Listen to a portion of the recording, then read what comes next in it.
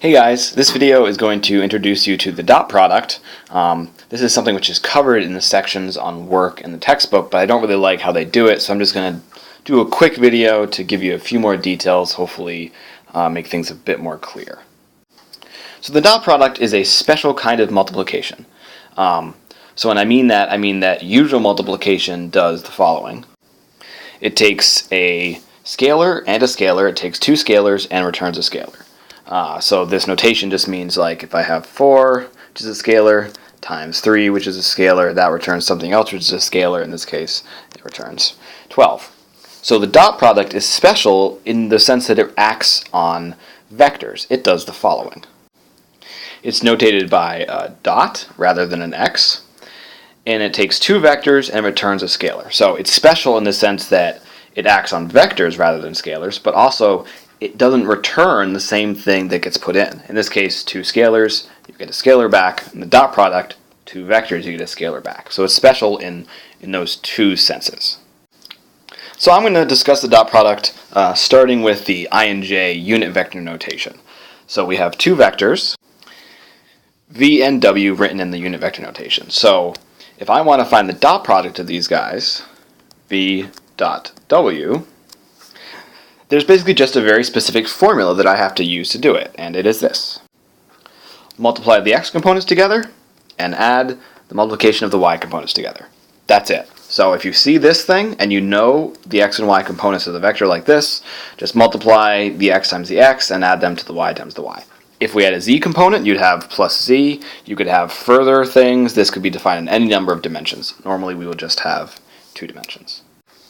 So that's the first definition of the dot product. There is a second definition, which might be the one that you're more familiar with, and it's the one that's given in the textbook in a little bit more of a clear manner, and it is this. The dot product of v and w is the magnitude of v times the magnitude of w times the cosine of theta. Theta is the angle between the two vectors, so if I write this as v, this is w, theta is here. Make note that these are the magnitudes. So I'm not writing bars across them, I'm just writing them without arrows. That's what I mean by this. So either one of those two definitions is fine. Usually it will depend on the situation. If you know this angle, then obviously this is the thing that you want to use. But if you know the x and y components, then this is the thing you want to use. Of course, we'd like to know, why would this possibly be true? Why is this and this both equal to each other? And it's pretty easy to show why that's true. First of all, you pick a special coordinate system. So I'm going to pick a because you need a coordinate system, right? Because these guys are in x and y, so you need to say what x and y are. The coordinate system I'm going to pick is right there, with v along x and w along y, and so the components in that system are quite simple.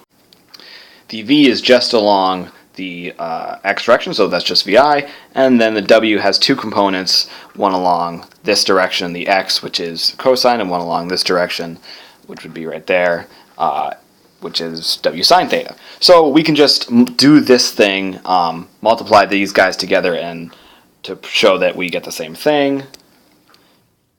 V dot w is first vw cosine theta, because there's no, because that's the definition, it's just x times the x component. And the next term is 0 because there's no y term in the v, so the y term in w vanishes. And that's why these two things are the same. Now, I don't necessarily need you to be able to tell me why they're the same, but you should know that they're the same and that the one you want to use, whichever one is most convenient. In physics, this is used for work, but also in several other contexts, which we may encounter later, but work is the most important one that we're going to deal with for the moment. Okay, thank you guys.